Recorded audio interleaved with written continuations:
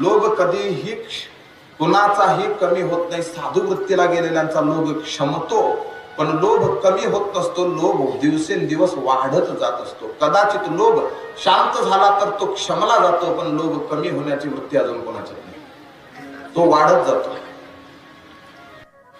माऊलींनाही म्हणावं लागलेलं आहे की ती मेरूही हाता आलिया, की एखाद्यानं मेरू पर्वताची उंची जरी गाठली तर याच्याही पुढे काय आहे हे प्राप्त करण्याची इच्छा लोभाच्या अंतःकरणात असते. जैसी तृष्णा वाढली, वाढत जात असते ही तृष्णा, आणि हीच तृष्णा म्हणजे लोभ आहे. हे लोभाचे प्रतीक आहे.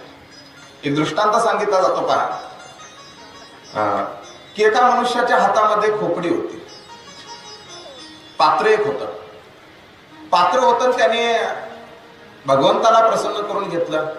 भगवंतानं सांगितलं की तुला वरदान काय पाहिजे ते माग. त्यानं सांगितलं की हे पात्र भरल इतकी मला संपत्ती द्या. आता भगवंतानं सगळ्या आपल्या सोन्याच्या मोहरा त्याच्यामध्ये टाकल्या, तर ते पात्र काय भरेल? पात्र भरेना. मग म्हटलं सगळ्यात जास्त संपत्ती कुणाकडे आहे? तर म्हटलं मग लक्ष्मी सगळ्यात जास्त श्रीमंत आहे, माझी पत्नी, आणि तिला विनंती करूया म्हटले. मग आता लक्ष्मीच्या दारामध्ये गेला, ते पात्र घेऊन लक्ष्मीला सांगितलं की ह्याचं पात्र जोपर्यंत भरत नाही त्याच्यामध्ये त्या सुवर्ण मुद्रा टाकत राहा. आणि तिनेही पात्र पुढे केलेलं आहे. त्याच्या पुढे त्यावेळेला सोन्याच्या मुद्रा लक्ष्मी माता ही जितक्या भरत राहिली, वैकुंठाची श्रीमंती संपली, पण पात्र भरायला तयार नाही. मग आता याच्याही पेक्षा श्रीमंती कुणाकडे आहे? तर धन हे कुबेराचे. धन कुणाचा आहे सगळ्यात जास्त? तर म्हणजे धनाच्या साठाचा मालक कोण सांगितलं आहे? तर तो कुबेर भगवंत सांगितलं. धनाच्या साठ्याचा अधिकारी कुबेर आहे. सगळ्यात जास्त सोनं इहलोकाच्या सोन्यावरती किंवा धनावरती सत्ता कोणाची आहे? तर ती कुबेराची आहे. कुबेराकडे जा.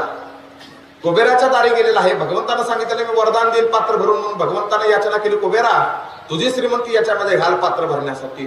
कुबेराची ही श्रीमंती रीती झाली, पण पात्र भरायला तयार नाही. भगवंताने विचारलं कारण म्हणे पात्र कशाचं आहे? बघू दे जरा इकडं. तर ते पात्र ज्या वेळेला घेतलं त्यावेळेला ते पात्र उलट सुलट करून पाहिलं, तर लक्षात आलं भगवंताच्या की हे पात्र नाही, हे काय आहे? तर ही मेल्या माणसाच्या मढ्याची खोपडी आहे. काय आहे ही? मेल्या माणसाच्या मढ्याची खोपडी आहे. मेल्यानंतर सुद्धा जो लोभ क्षमत नाही, तो जिवंतपणी कोणाचा क्षमलेला? हेच हिरण्याक्ष आणि हिरण्यकश्यप लोभाचे प्रतीक आहे. वाढत जातात. इतके महाराज वाढलेले आहेत, हे इतके वाढलेले आहेत